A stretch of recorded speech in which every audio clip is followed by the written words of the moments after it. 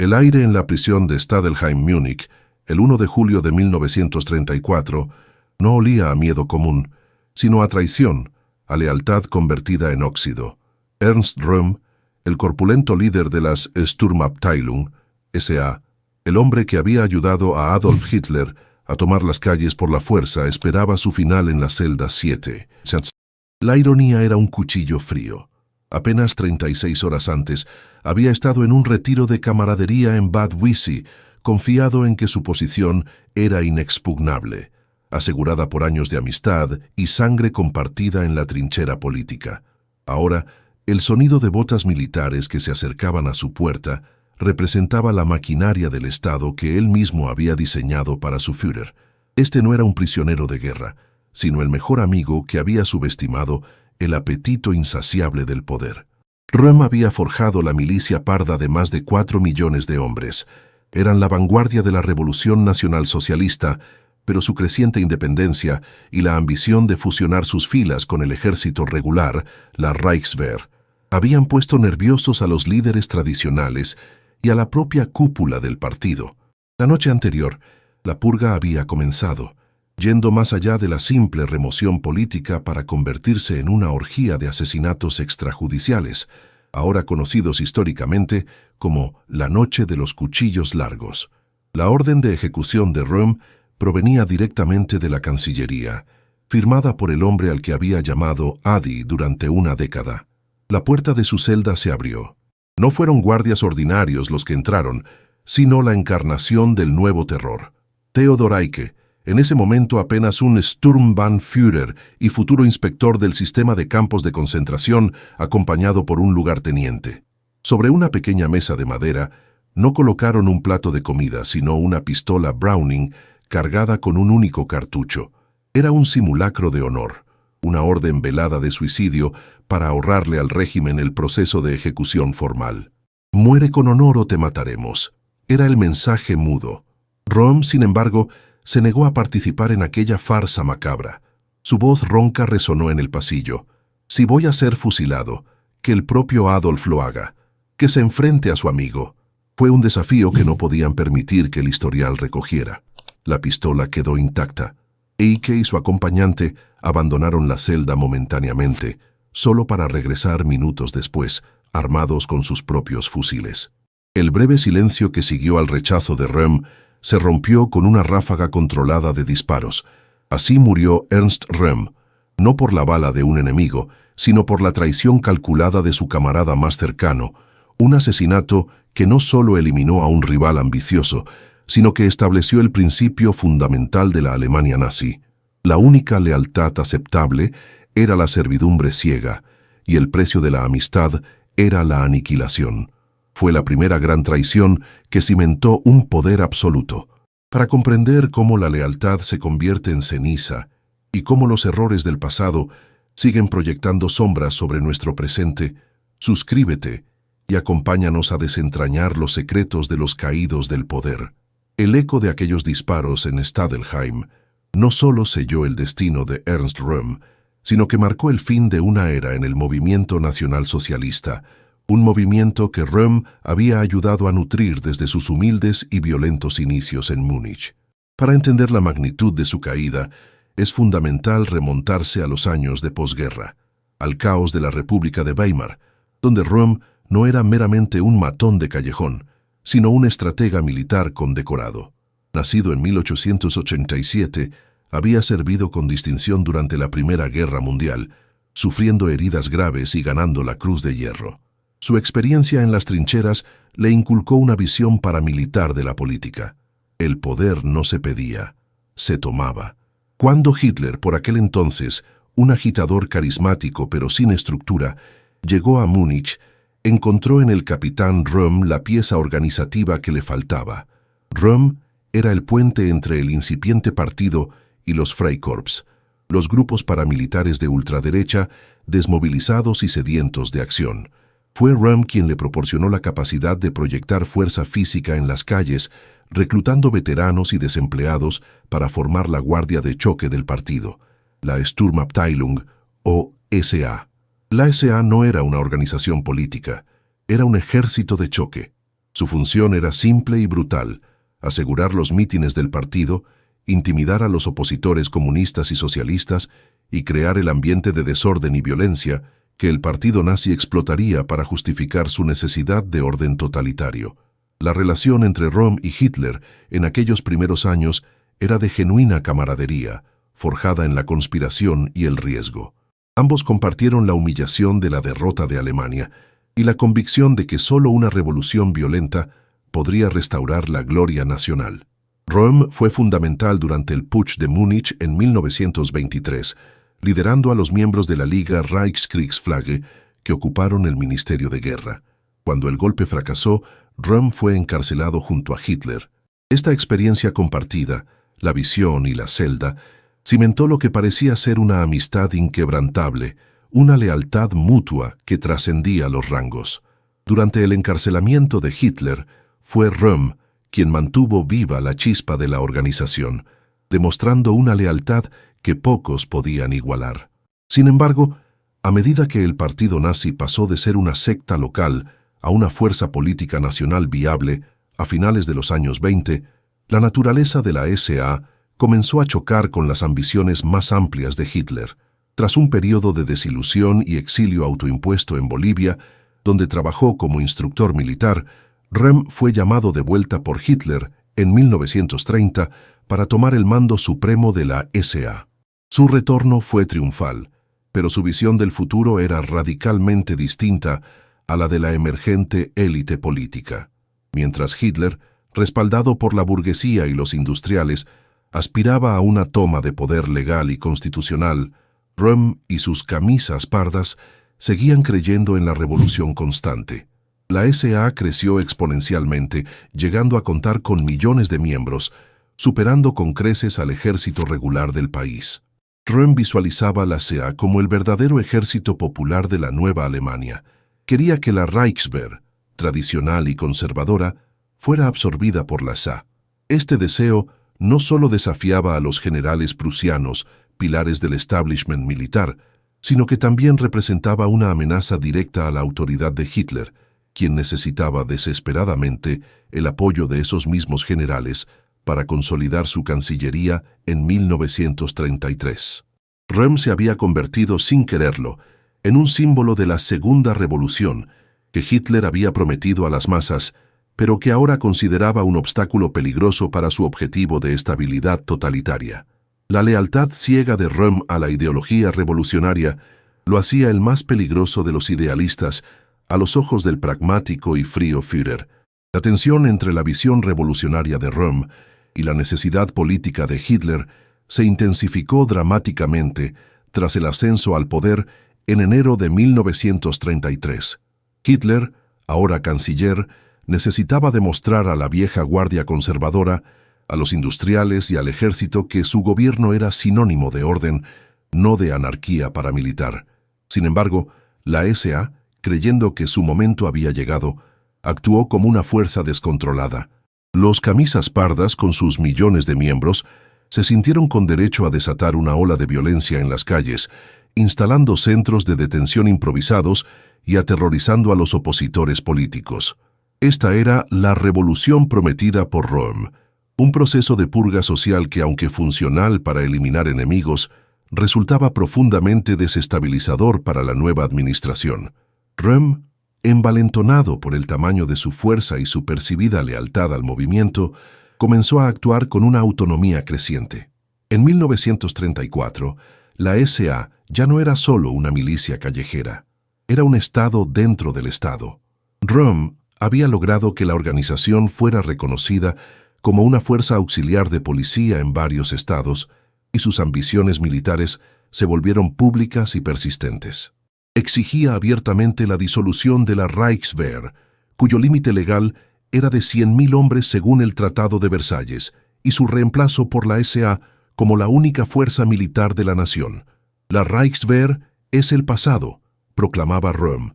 La SA es el futuro. Esta postura alarmó no solo a la cúpula militar, liderada por el mariscal Werner von Blomberg, sino también a las figuras clave dentro del propio círculo íntimo de Hitler, que temían la influencia desmedida de Röhm. Hermann Göring, que veía amenazada su posición en la Luftwaffe y la policía, y Heinrich Himmler, cuyo pequeño pero disciplinado Schutzstaffel, SS, estaba siendo sistemáticamente marginado por el gigante de la SA. Estos hombres, actuando con fría astucia, comenzaron a sembrar la semilla de la paranoia en la mente del Führer. Pintaron a Röhm no como un amigo demasiado ambicioso, sino como un conspirador peligroso, cuyo control sobre millones de hombres representaba la única fuerza capaz de derrocar al régimen. El punto de inflexión se produjo cuando el presidente Paul von Hindenburg, un anciano y venerable mariscal, expresó su profunda preocupación ante la Reichswehr por la creciente impunidad de la SA. Hindenburg advirtió que si el canciller no ponía fin a la violencia de Röhm, él declararía la ley marcial y el ejército tomaría el control del país. Hitler se enfrentó a un dilema: permitir que su camarada y la vanguardia de su revolución continuaran desestabilizando el país, arriesgándose a perder el poder ante el ejército, o sacrificar a Röhm para asegurar la lealtad de la Reichswehr, cuyo apoyo era vital para sus planes de expansión militar y crucialmente para asumir la presidencia tras la inminente muerte de Hindenburg. Hitler tomó la decisión pragmática, aunque moralmente devastadora para él. La lealtad personal cedió ante la realpolitik del poder. La SA se había convertido en un lastre, y Röhm era el chivo expiatorio perfecto. Göring y Himmler tejieron una intriga magistral, fabricando evidencia que sugería que Röhm estaba planeando un golpe de Estado inminente, que se concretaría durante el verano. Documentos falsificados, testimonios coaccionados y rumores bien orquestados fueron presentados a Hitler. La lealtad de Röhm, aunque real, era irrelevante. Lo que importaba era la percepción de amenaza. El amigo se había transformado en un enemigo existencial en el teatro oscuro del poder absoluto. La decisión de sacrificar a Ernst Röhm fue catalizada por una mezcla letal de cálculo político y paranoia galopante, hábilmente inyectada por los rivales del líder de la SA. Göring, Himmler y Reinhard Heydrich, el jefe del servicio de seguridad de la SS, orquestaron una campaña de desinformación que explotó las inseguridades profundas de Hitler. Para Hitler, la traición era el pecado capital, y la idea de que Röhm, su compañero de trinchera y camarada del Putsch, pudiera conspirar contra él, era una herida emocional que facilitaba la acción extrema. El rumor de un complot, bautizado falsamente como el Röhm-Putsch, se difundió estratégicamente, mezclando hechos con invenciones maliciosas, como la afirmación de que la SA planeaba tomar arsenales y detener al Führer. La paranoia no se limitó a Röhm, se extendió a todos los elementos que, a los ojos de Hitler y su círculo interno, representaban una desviación ideológica o una amenaza potencial a la unidad del partido. El blanco se amplió para incluir a viejos enemigos conservadores, críticos católicos y figuras que recordaban la promesa incumplida de una revolución social radical. Kurt von Schleicher, el último canciller de la República de Weimar antes de Hitler, y Gustav von Kahr, que había reprimido el Putsch de 1923, fueron añadidos a la lista de ejecución, aunque no tenían ninguna relación con Röhm ni con la SA en ese momento. Su muerte era una oportunidad para eliminar cabos sueltos y saldar cuentas pendientes, consolidando el terror. La fecha clave se fijó para el 30 de junio de 1934. Hitler, actuando con una velocidad y un secretismo que reflejaban su temor, viajó personalmente a Múnich. El pretexto era una reunión de líderes de la SA en el balneario de Bad Wiessee, un lugar idealmente aislado. Röhm, convencido de su seguridad, no había tomado ninguna precaución. Creía en la inquebrantable lealtad de Hitler, un error fatal que ilustra cómo en los regímenes totalitarios la amistad es el primer combustible del sacrificio. El amanecer de ese día, Hitler, acompañado por unidades de la SS, irrumpió en el Hotel Hanselbauer. El momento fue diseñado para el máximo impacto dramático, un mensaje de que nadie, ni siquiera el líder de 4 millones de hombres, estaba más allá del alcance de su ira. Röhm fue sacado de su habitación a punta de pistola. La humillación pública fue total. El Führer, visiblemente furioso, lo acusó directamente de traición. La sorpresa y la incredulidad de Röhm, que no pudo ofrecer resistencia ni defensa, fue el testimonio mudo de su fe ingenua en la amistad. El arresto de Röhm fue la señal para desatar una purga masiva a lo largo de Alemania, ejecutada por las SS y el Sicherheitsdienst, SD. Las detenciones no siguieron ningún proceso legal, fueron listas de ejecución preescritas. Los líderes de la SA fueron sacados de sus hogares, oficinas y bares. La maquinaria del Estado, bajo la dirección de Himmler y Heydrich, funcionó con precisión despiadada, utilizando la paranoia de Hitler como la justificación necesaria para redefinir el poder. Al arrestar a Röhm, Hitler no solo eliminaba a un rival, enviaba un mensaje estremecedor a la Reichswehr de que había cumplido su parte del trato, y al partido de que el terror era ahora una herramienta oficial e incuestionable de gobierno. La trampa se había cerrado, y la lealtad de Röhm se había convertido en su sentencia de muerte. Una vez despojado de su autoridad y su milicia, Ernst Röhm fue trasladado a la prisión de Stadelheim, el mismo lugar donde muchos de sus rivales políticos habían sido encarcelados o ejecutados bajo la República de Weimar. Su arresto fue la humillación máxima, pero el verdadero tormento comenzó en el confinamiento. Aunque las políticas de seguridad prohíben la descripción gráfica de violencia física, el horror del interrogatorio de Röhm se centró en la devastación psicológica y el aislamiento total. El objetivo no era obtener una confesión de un golpe inexistente, sino quebrantar el espíritu del líder caído y obtener una retractación o al menos un reconocimiento implícito de culpa que pudiera ser utilizado para legitimar la purga ante el público alemán. El sistema de interrogatorio se basó en la privación y la constante amenaza. A Röhm se le negó cualquier contacto con el exterior. Se le mantuvo en el limbo legal, sin cargos formales ni acceso a un abogado. Sus captores, bajo la supervisión de las SS, le recordaban constantemente la suerte de sus camaradas, muchos de los cuales estaban siendo sumariamente ejecutados en los patios de las prisiones o en las inmediaciones de Berlín. La tortura psicológica más efectiva, sin embargo, fue la traición en sí misma. Röhm, hasta el final, parecía incapaz de comprender cómo su camarada de 10 años, el hombre que le debía su ascenso al poder en las calles, podía haber orquestado su caída con tanta frialdad. Mientras Röhm se consumía en la celda, la maquinaria de propaganda de Göring y Goebbels trabajaba a toda marcha. Se emitieron comunicados oficiales detallando un vasto complot de traición, financiado por potencias extranjeras. Se acusó a Röhm no solo de planear un golpe, sino también de una supuesta corrupción moral que el régimen, curiosamente, había tolerado y hasta ignorado cuando Röhm era útil. Esta difamación pública servía un doble propósito. Justificaba el baño de sangre ante la nación y cimentaba la imagen de Hitler como el protector de la pureza y el orden moral de Alemania. Durante el día siguiente, 30 de junio, la magnitud de la matanza se hizo evidente. Líderes de la SA como Edmund Heines y August Schneidhuber fueron fusilados. Los viejos enemigos políticos como Schleicher fueron asesinados en sus casas. La cifra de víctimas variaba, pero el terror era palpable. Röhm, a través de los murmullos y los gritos ocasionales que se filtraban en la prisión, comprendió la escala de la traición y la inevitabilidad de su destino. Su esperanza de una confrontación cara a cara con Hitler se desvanecía. Había sido declarado enemigo del Estado sin la formalidad de un juicio.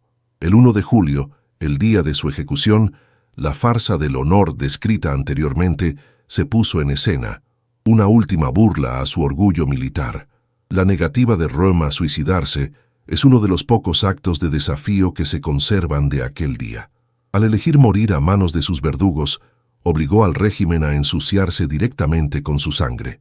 Su asesinato por Eicke y el SS Oberführer Michael Lippert fue un acto deliberado, la eliminación final del último vestigio del radicalismo revolucionario que Hitler ya no necesitaba. La ironía es devastadora.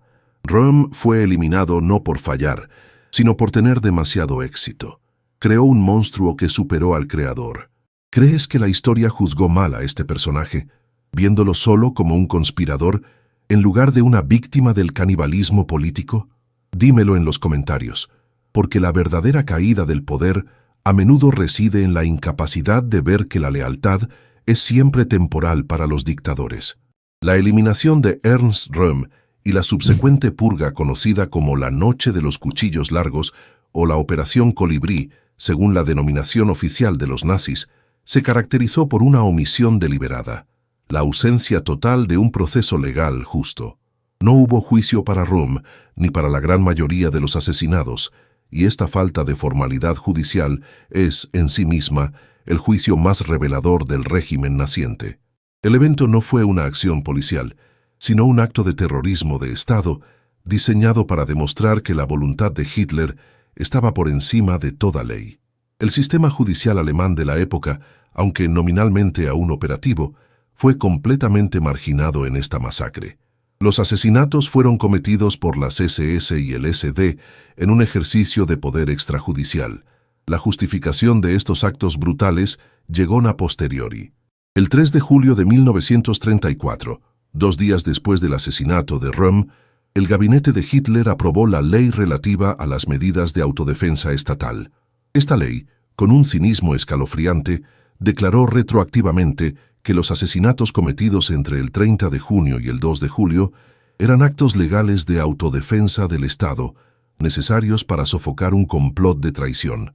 El texto de la ley fue breve pero devastador.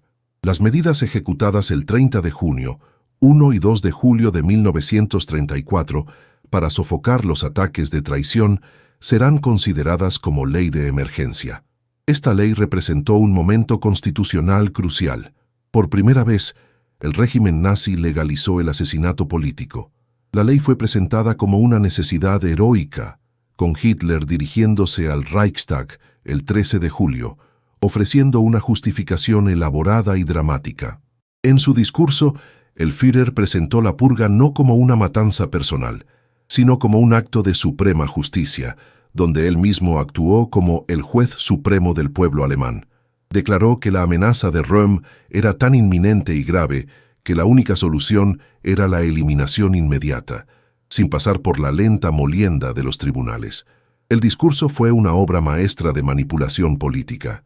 Hitler afirmó haber actuado por imperativo moral y responsabilidad, alegando que había descubierto la cloaca de la traición en la SA. La figura de Röhm fue caricaturizada. Se le acusó de corrupción, de ser un degenerado moral y, lo más importante, de haber vendido su alma a potencias extranjeras. La intención era destruir no solo el cuerpo de Röhm, sino su reputación, borrando cualquier simpatía popular que pudiera quedar. Los juicios que sí se llevaron a cabo posteriormente, en un intento de dar apariencia de legalidad, fueron farsas teatrales. Los pocos líderes de la SA que sobrevivieron al arresto y que no fueron fusilados de inmediato, fueron juzgados a puerta cerrada, bajo la presión directa de las SS. Estos procesos tenían como único objetivo confirmar la narrativa oficial, que Röhm y sus allegados eran traidores y que Hitler había salvado a la nación. La consecuencia más significativa de esta justificación legal fue la consolidación del poder totalitario. Al establecer la supremacía de la voluntad del Führer sobre la ley escrita, la Noche de los Cuchillos Largos legitimó el uso del terror como herramienta administrativa.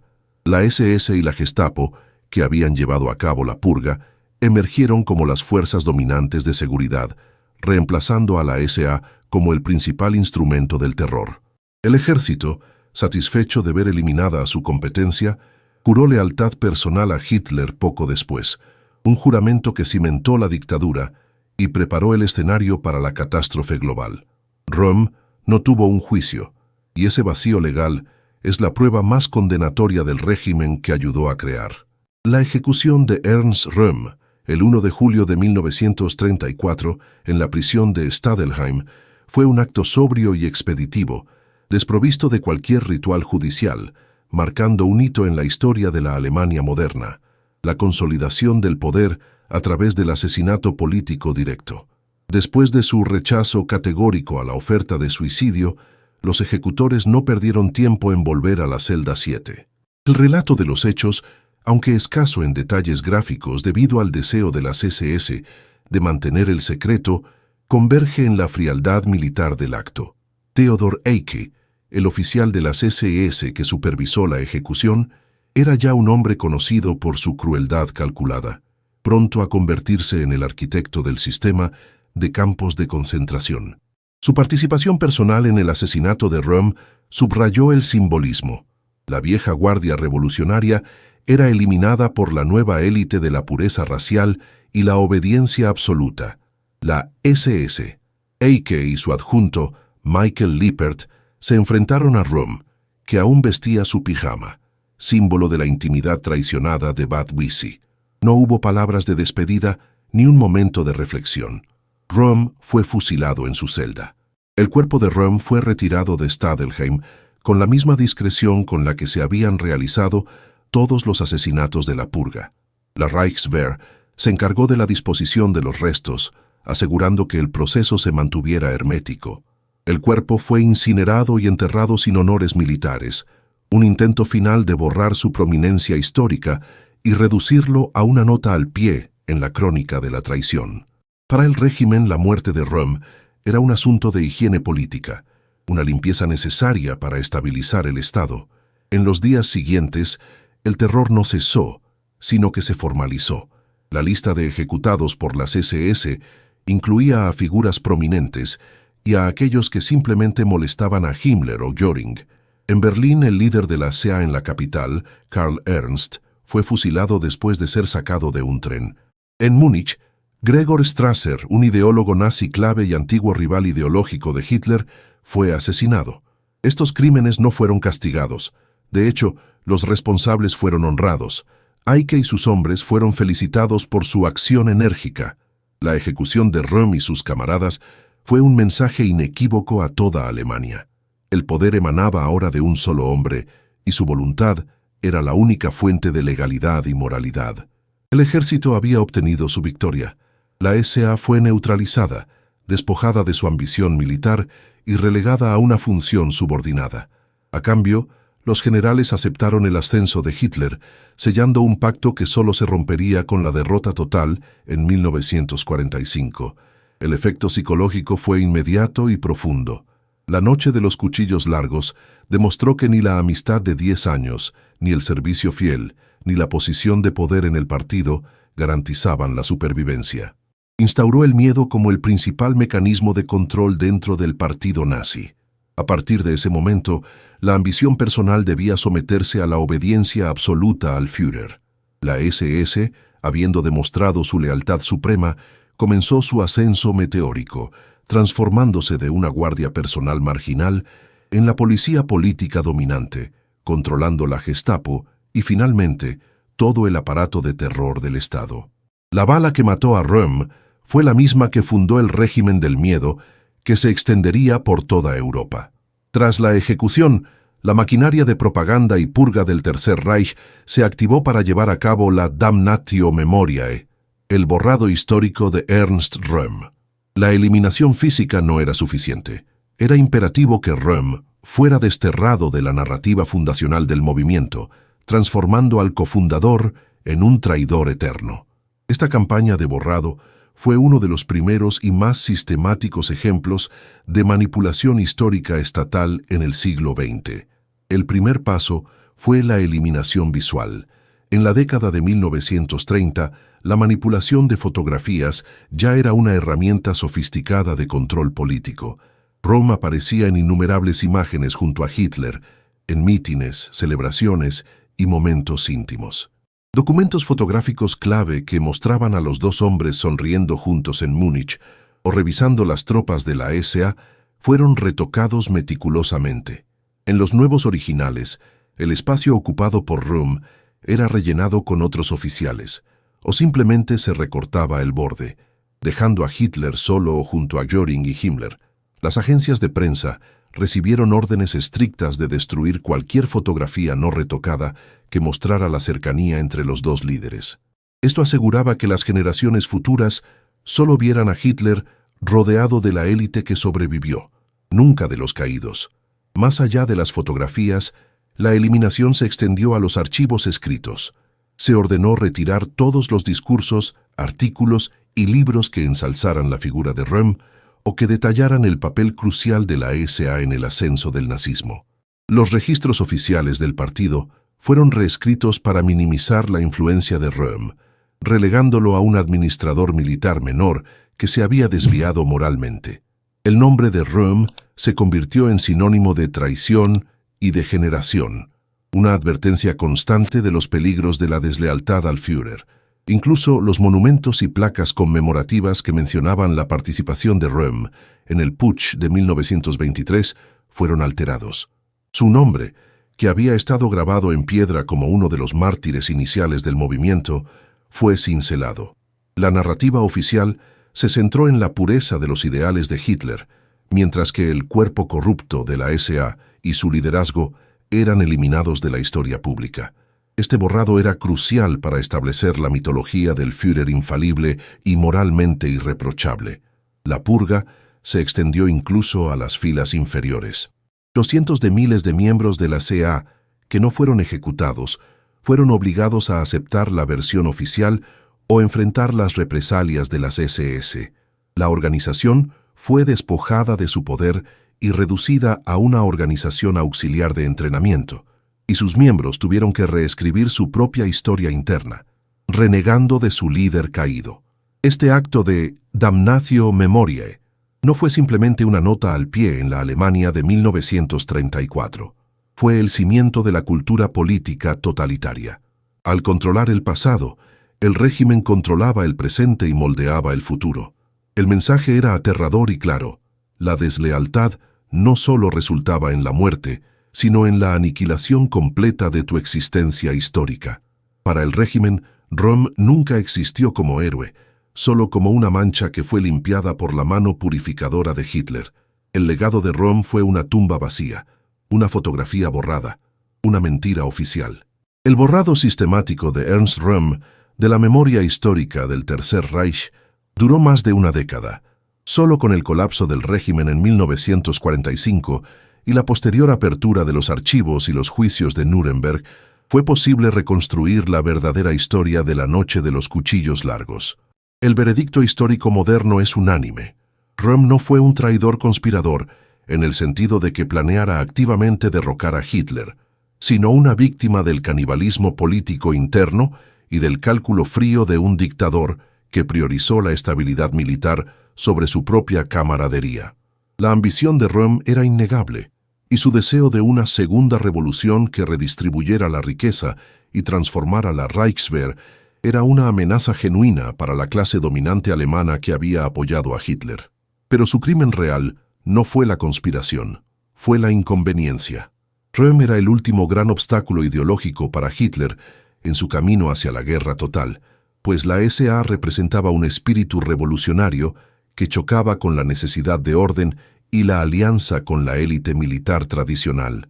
Al asesinar a Röhm, Hitler no solo eliminó a un amigo, sino que desmanteló el ala más radical y populista de su propio movimiento, asegurando que el partido nazi se convirtiera en un instrumento dócil del estado de guerra. Desde la perspectiva de la justicia histórica, Röhm no fue un héroe. Fue un brutal paramilitar que contribuyó decisivamente a la destrucción de la democracia de Weimar y a la instalación de un régimen de terror. Su caída, sin embargo, revela una verdad fundamental sobre las dictaduras. El sistema devora a sus creadores. La purga de 1934 sentó el precedente de que la vida y la muerte eran prerrogativa exclusiva del Führer, un principio que habilitó los crímenes de guerra y los horrores del Holocausto. La Noche de los Cuchillos Largos marcó la transición definitiva de un movimiento político violento a un estado policial totalitario. El legado de Röhm no se encuentra en sus ideales fallidos, sino en la manera en que su ejecución demostró la fragilidad de la lealtad en el totalitarismo. La amistad en ese contexto no es un escudo, sino una diana. El miedo que se instaló tras su muerte aseguró que nadie más en el círculo íntimo de Hitler se atreviera a desafiar su autoridad de manera abierta. Himmler, Göring y otros aprendieron la lección. La obediencia debía ser absoluta, y la disidencia, incluso la murmurada, significaba la aniquilación. Hoy la historia reconoce a Ernst Röhm como una figura trágica en el sentido shakespeariano, un hombre de inmensa ambición y lealtad equivocada, devorado por el poder que él mismo había ayudado a nutrir. Su vida y su borrado son un testimonio de cómo el control de la narrativa es tan esencial para la tiranía como el control de las armas. Recordar su caída es comprender el mecanismo interno del mal. Recordar es la única forma de evitar que la historia de la traición y el borrado se repita, y que la verdad sea la primera víctima del poder. Suscríbete para continuar desenterrando las historias de aquellos que cayeron en el olvido, para que podamos comprender cómo funciona la tiranía.